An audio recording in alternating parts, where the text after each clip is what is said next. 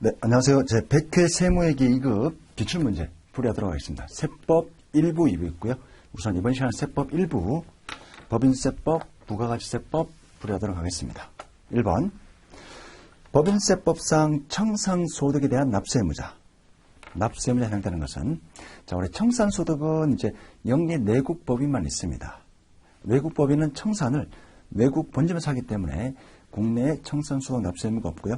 그 다음에 내국 비영리 법인은 청산행위 자체를 하게 되면 그 법인의 어떤 그 비영리 법인의 어떤 재산이 국가 또는 다른 비영리 법인에 귀속되기 때문에 청산소득에 대한 실익이 없는 겁니다. 따라서 법인세법상 청산소득에 대한 납세 의무는 영리 내국 법인에 대해서만 있습니다. 우리 매회 시험에 출제되는 부분이고요. 각 사업용 소득금액, 청산소득, 토지 등 양도소득, 내국법인, 외국법인, 영리, 비영리 각각에서 구분하여 정리를 해두셔야 됩니다. 매회 출제되는 부분이고요. 매우 중요합니다. 1번의 정답은 1번입니다. 2번, 법인세법상 사업연도에 대한 설명으로 틀린 것. 1번, 법령이나 정관 등의 사업연도에 관한 규정이 없는 경우로서 따로 사업연도를 신고하지 않는 경우에는 1월 1일부터 12월 31일까지 합니다.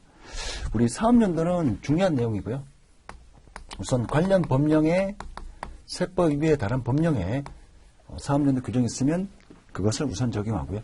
없다면 정관의 규정을 적용합니다. 정관에 표시되어 있으면 그 사업연도가 기준이 됩니다. 정관에도 없으면 별도로 신고해야 됩니다. 신고도 하지 않으면 1월 1일부터 12월 31일까지가 사업연도 기속 시기입니다. 자, 원칙상 1년을 초과할 수 없습니다. 2번, 한번 사업연도 정하면 계속 따라되는 게 아니라 변경할 수 있습니다. 직전 사업연도 종료일부터 3개월 이내에 납세지 관할 세무서장에게 신고해야 됩니다. 3번, 1년을 초과하지 않는 범위라도 법령이나 법인의 정관으로 사업연도를 임의로 정할 수 있다죠. 없다가 아니라 있답니다. 이렇게 정할 수가 있습니다.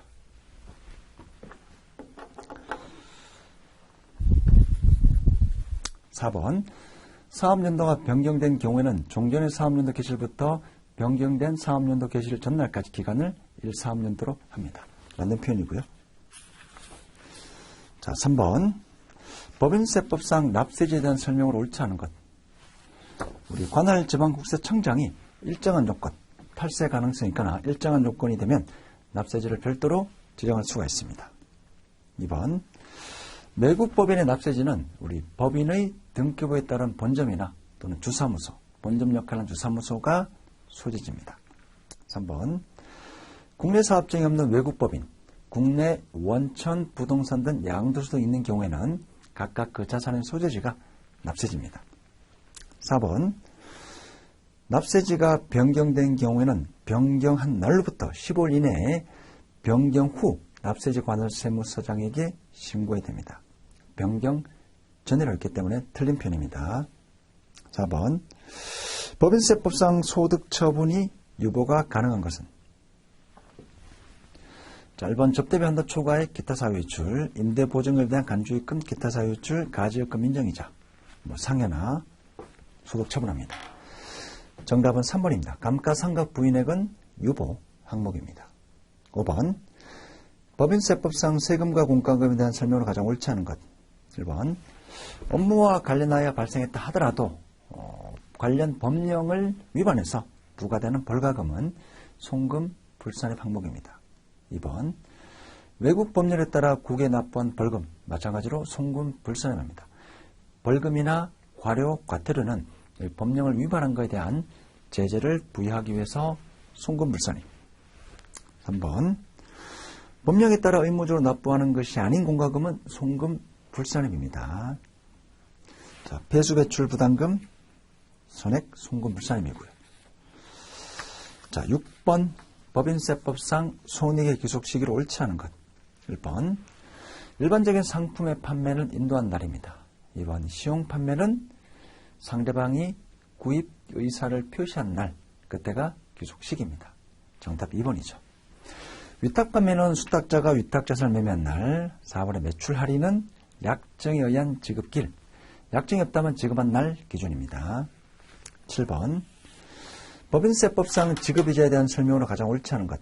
1번. 업무무관 가지입금 지급이자 송금불산입을 적용함에 있어 지급이자에는 현재가 차린 자금 상각액을 포함을 합니다. 포함하지 않죠. 현재가 차린 자금 상각액 포함하지 않습니다. 정답 1번입니다. 지급이자 송금불산입 적용 순서, 우리가 디테일한 이런 세무조정은 나오지 않지만 큰 어떤 개념들, 그 다음 순서, 이런 부분은 잘 체크해 두셔야 됩니다. 우선 채권자 불분명 사채이자, 그 다음 지급받는 자의 불분명한 채권 증권의 이자, 그 다음 세 번째 건설자금이자, 마지막으로 업무무관 자산에 대한 지급이자, 순서대로 세무조정을 합니다. 3번 사업용 유형자산, 무형자산 건설 등에 소요된 차입금에 대한 지급이자의 경우 건설 등이 준공된 후에 남은 차입금에 대한 이자는 각 사업연도 송금을 합니다. 딱 준공 때까지 그 자산을 취득하는 시점까지 완성된 날까지만 특정 차입금인 경우에는 자산의 취득원가로 계산을 합니다. 4번 채권자 불분명 사채이자는 전액 송금불산입하되 혹시 원천징수액이 있다면 그 원천징수액은 기타 사유외출, 나머지는 상여 소득 처분합니다. 7번의 정답은 1번입니다. 8번 접대비에 대한 설명으로 가장 옳지 않은 것. 1번 접대비란 접대, 교재, 사례, 그 밖에 어떠한 명목이든 상관없이 이와 유사한 목적으로 치른 비용으로서 판단은 실질 내용에 따라 판단을 해야 됩니다. 2번 접대비는 한도 내에서 송금으로 인정됩니다. 3번 접대비의 기속 시기는 접대비를 지출한 날, 즉 지출한 날이 아니고요. 지출한 날은 기부금은 현금주의지만 접대비는 발생주의입니다. 접대 행위를 한 날 기준입니다. 4번 불특정 다수에 기출한 광고선전비는 접대비가 아닙니다. 광고선전비는 전액 송금용입니다. 9번 손익계산상 계상된 수익은 다음과 같습니다. 법인세법상 입금 불산의 합계는 얼마인가? 1번 외환차익, 니은 자기주처분이익. 외환차익과 자기주처분이익은 입금 항목이고요. 법인세 과호납금에 대한 환급금에 대한 이자, 환보이자, 환급금에 대한 이자 같은 표현입니다. 입금 불산입 항목입니다. 정답 1번입니다. 10번 인건비에 대한 설명으로 가장 옳지 않은 것. 1번 법인이 지배주주인 직원에게 정당한 사유 없이 동일 직위에 있는 그 외 직원에게 지급하는 금액을 초과하여 보수하는 경우에는 우리 부당해산 부인을 적용하여 송금 불산입합니다. 대주주 또는 오너의 아들, 과장을 입사했는데 동일 직급의 과장보다 훨씬 더 급여를 대주주 오너의 아들이 과장 직급보다 더 많이 받으면 송금 불산입 적용합니다. 2번 정관 등에 의하여 결정된 급여 지급 기준이 없는 경우 임원 상여금은 전액 송금 불산입, 즉 규정까지만 인정이 됩니다. 3번 근로자든 임원이든 이익 처분에 대한 상여금은 전액 송금 불산입니다. 정답 3번입니다.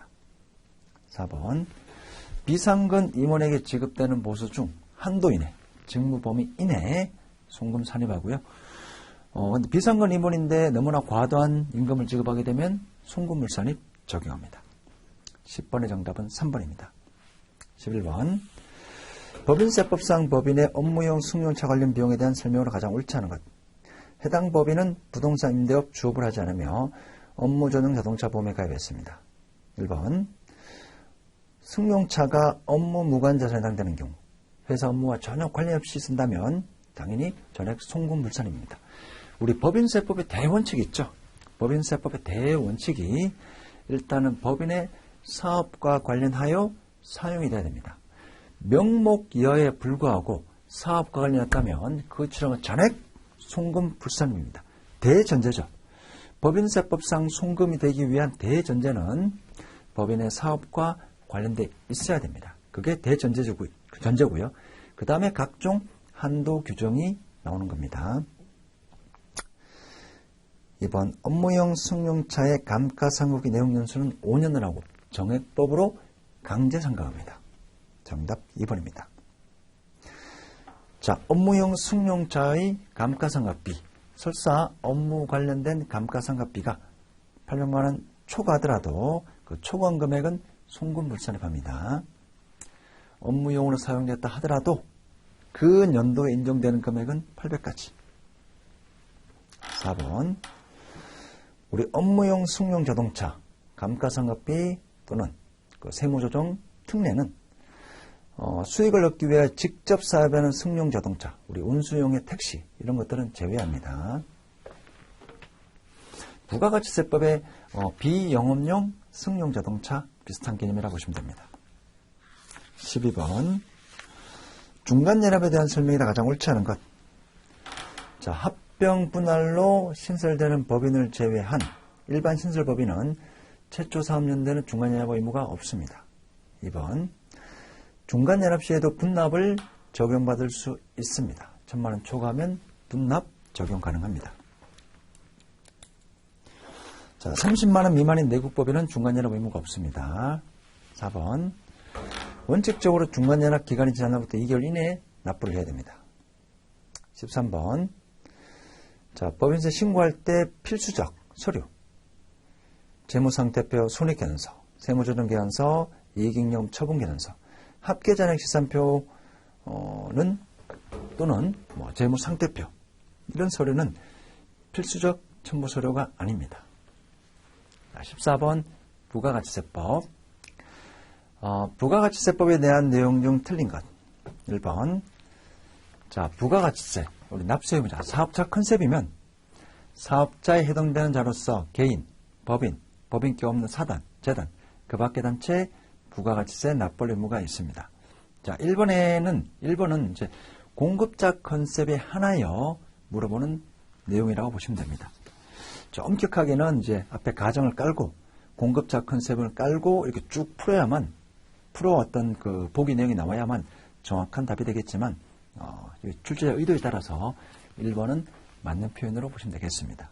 2번 자, 우리 국제거래 생산지국 과세원칙이 아니라 소비지국 과세원칙입니다. 정답 2번입니다. 부가가치세는 간접세입니다. 4번 면세 대상을 제외한 모든 재화, 모든 용역에 대해서 과세하는 일반 소비세의 개념입니다. 정답 2번입니다. 15번 사업자 등록에 대한 설명으로 가장 옳지 않은 것. 1번 사업자가 부가가치세법에 따라 사업자 등록하지 않는 경우 직권, 세무서장이 조사하여 등록할 수 있습니다. 2번 사업자는 사업장마다 개시일로부터 20일 이내에 사업자 등록 신청해야 됩니다. 3번 원칙상은 사업자 등록을 관할 세무서에 등록해야 되지만 다른 세무서에 등록을 해도 법률적인 효력에는 지장이 없습니다. 정답 3번입니다. 휴업하는 경우 지체 없이 휴업 신고를 해야 됩니다. 16번 주사업장 총괄납부에 대한 설명으로 틀린 것. 1번 법인의 경우 지점을 주된 사업장으로 하여 주사업장 총괄납부 적용할 수 있습니다. 사업자 단위 과세제도는 법인인 경우에는 본점만, 주사업장 총괄납부는 본점 또는 지점 선택 가능합니다. 2번 주사업장 총괄납부를 한다 하더라도 신고는 각 사업장별로 해야 됩니다.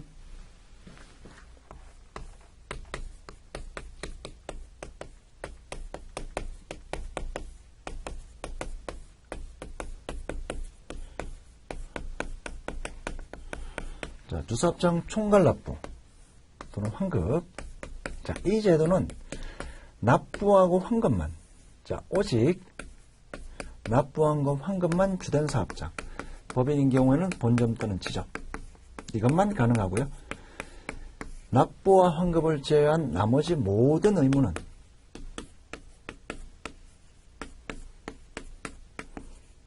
각 사업장별로 적용합니다.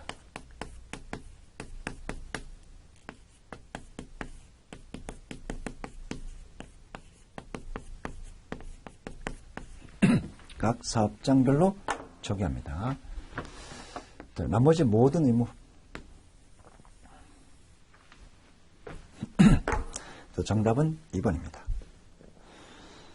신규 사업자 주사업장 총괄납부 신청하려면 주된 사업장의 사업자 등록증을 받은 날로부터 20일 이내. 4번 수정신고 경정청구도 전부 다 각 사업장별로 따로 떨어야 됩니다. 오직 납부 환급만 주된 사업자. 17번 과세되는 용료의 공급. 자, 상표권의 양도, 정기의 공급, 상품권의 양도는 부가세 대상이 아니고요. 상표권의 양도와 정기의 공급은 무형재산, 양도하는 것은 재화의 공급입니다. 특고권의 양도는 재화의 공급, 대여는 용료의 공급.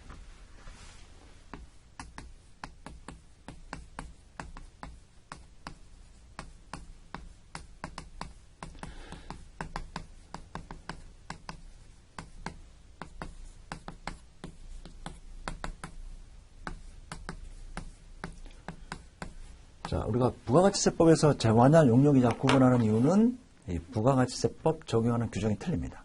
대표적으로 공급 시기나 또는 간주 공급 이런 내용만 하더라도 재화냐 용료에 따라서 이 부가가치세법 적용하는 기준이 틀리기 때문에 구분이 중요합니다. 소유권을 넘기면 재화, 빌려주면 용료. 정답 1번입니다. 18번 영세율에 관한 설명으로 잘못된 것. 1번 영세율이란 특정한 재화 또는 용료의 공급에 대해서 영세율 적용어 법에 열거해놨죠. 그 전 단계에서 부담한 부가가치세를 공제, 환급함으로써 완전 면세 제도를 적용하고 있습니다. 2번 우리 영세율 사업자도 부가가치세법상 과세사업자이기 때문에 모든 의무를 이행을 해야 됩니다. 재반 의무 불이행에 따른 가산세가 있습니다. 3번 영세율을 적용할 때는 이에는 이, 눈에는 눈.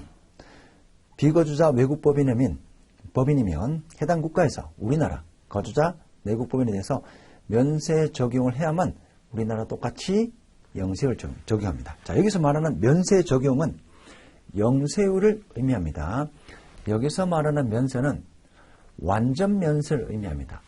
부분 면세인 면세가 아니라 완전 면세인 영세율을 의미합니다. 즉 우리나라 기업이 외국에 나가 있는데 그쪽에서 그 나라에서 똑같이 영세율 완전 면세 해주면 우리나라도 우리나라에 진출한 외국 비거주자 외국 법인에 대해서 똑같이 영세율 완전 면세 적용해 주겠다는 겁니다. 정답은 3번입니다. 이에는 이, 눈에는 눈입니다. 4번 선박 항공기 외국 항행 용역 영세율 적용합니다. 18번 정답은 3번이고요. 19번 면세 대상에 대한 설명으로 가장 옳지 않은 것. 국내 생산, 우리 비식용 국내 생산은 면세입니다. 수입은 과세. 도서공급 면세, 수돗물 면세입니다. 자, 의약품 조제 용역은 면세입니다. 다만 단순 판매는 과세. 가게 들어서 파는 거는 과세. 의사 처방전에 따라 약사가 조제하는 용역은 면세. 정답 2번입니다. 1번 20번 세금계산서. 우리 부동산 임대용역 간주임대로 세금계산서 발급해보면 면제. 2번 세금계산서 작성 연월일은 필요적 기재사항입니다. 기재하지 않으면 가산세 있습니다. 3번 전자세금계산서 발급한 사업자가 국세청장에 전송하면 보관 의무 면제합니다. 정답은 4번입니다. 21번 과세 표준에 대한 설명으로 가장 옳지 않은 것. 1번 우리 부가가치세법상 과세 표준은 과세기간에 공급한 재화 또는 용료의 공급가액을 합한 금액입니다. 2번 금전으로 받으면 그 대가, 금전 외로 받으면 내가 공급한 재화 또는 용료의 시가. 3번 공급가액은 부가가치세를 포함하지 않는 금액이고요. 공급 대가는 부가가치세를 포함한 금액입니다. 정답 3번입니다.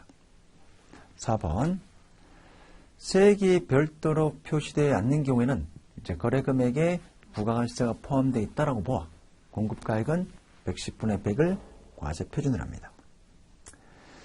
22번 대손세액공제. 우리 대손세액공제는 10년입니다. 10년. 정답 1번입니다. 예정신고 시 대손세액공제 적용하지 않으면 예정신고할 때는 대손세액공제 적용할 수 없습니다. 확정신고 시에만 대손세액공제 적용합니다. 근데 예정신고 시에 대손세액공제 적용했다면 세금을 적게 낸 거죠. 따라서 과소신고 가산세가 있습니다. 3번 대손세액 공제받은 사업자가 대손금액의 전부 일부를 회수한 경우에는 그 대손금액에 관련된 대손세액을 훼손날 속하는 과세기간의 매출세액에서 가산합니다.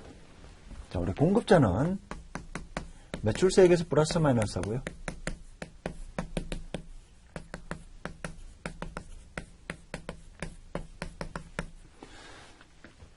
대손세액이 발생하면 차감, 회수하면 가산.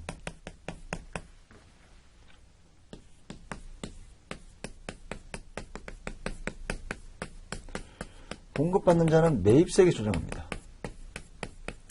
대손세액이 발생하면 매입세액 차감, 돈을 지급 변제하면 가산. 시험에 자주 나오는 내용입니다. 4번, 우리 대손세액 공제 받으려면 증명하는 서류를 제출해야 됩니다. 23번, 신고 납부 환급에 대한 설명을 옳지 않은 것. 1번, 예정신고한 개인사업자는 확정신고할 때 예정신고한 과세표준과 납부세액은 신고하지 않습니다. 중복이 되니까, 이미 한 거니까. 2번, 재고와 수입에 대한 부가가치세는 세관장이 납부합니다. 3번, 대리납부 의무자는 사업자든 비사업자든 둘 다 적용합니다.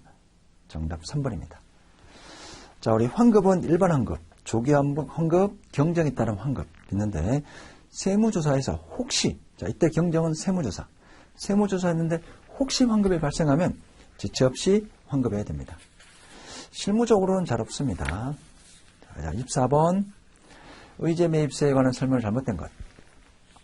1번, 의제매입세 공제는 우리 면세 포기하고 영세율 적용받는 경우에는 의제매입세 공제 적용할 수 없습니다. 자, 이건 논리가 틀린 거죠. 1번, 의제매입세액은 면세 농산물 등 공급받는 날에 속하는 예정신고, 확정신고, 예정 확정 둘 다 가능합니다. 3번, 우리 의제매입세액 공제 대상이 되는 매입가액 금액은 순수, 부대비용을 제외한 순수, 그 면세되는 농축수 임산물에 대한 순수 매입원가, 그 가격만 적용합니다. 왜냐하면 환수효과, 누적효과를 방지하기 위해서 의제매입세액 공제를 과세사업자에게 특별히 적용하는 거기 때문에 그 면세 농축수 임산물에 대한 부분, 매입원가만 적용합니다. 4번, 제조업자도 의제매입세액 공제 가능합니다. 25번, 간이가세를 적용받을 수 업종에 해당되는 것. 자, 1번에 전문직 안 됩니다. 2번에 부동산 매매업 안 됩니다. 상품 중개업 안 됩니다. 4번, 과자, 잠업, 제조업이지만 특히 최종 소비자에게 공급하는 과자, 도정업, 양복정업은 관이가세 적용할 수 있는 업종에 해당됩니다. 자, 우리 주관식 풀어볼게요. 사업연도가 6개월이네요. 자, 자주 출제되는 부분입니다. 사업연 6개월. 자, 일단 12개월로 환원해야 되겠죠. 6억이고요. 2억이 돼서 10%. 2억 초과되는 4억에 20%. 이렇게 해서 12분의 6을 합니다. 일단 1년으로 환산해서 우리 법인세 4당의 초과 누진세율은 1년 기준이니까.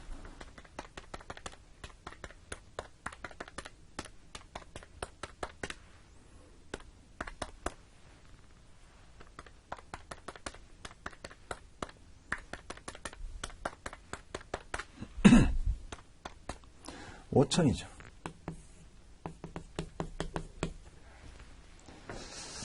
자, 27번 갈로 안에 들어갈 숫자. 자, 조금 어려운 내용인데요. 좀 지역적인 내용이지만 무기장 가산세 20%, 수익금액의 10,000분의 7. 둘 중 큰 겁니다.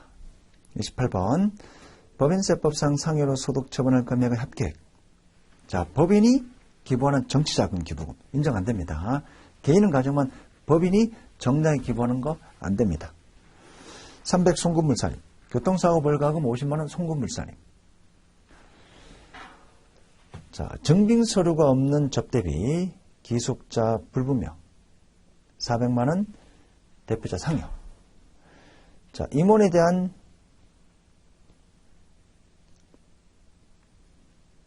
퇴직한 주주인 임원의 대직급의 한도 초과액.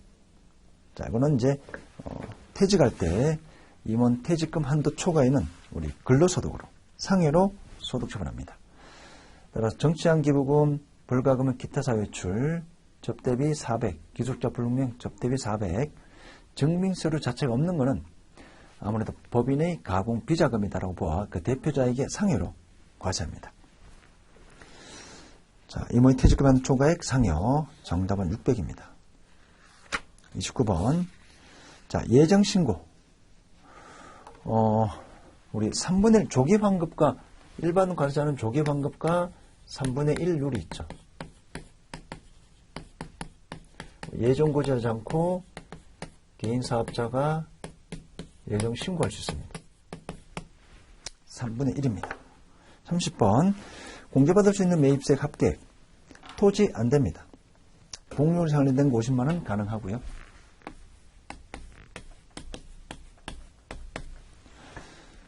접대비 불가. 개별소비세법 승용자동차 불가. 사업용 비자산 복구하는데 매입세액 가능합니다. 150만원이죠. 자, 이번 시간 여기까지 하고요. 우리 다음 시간에 세법 2부 문제풀이 하도록 하겠습니다.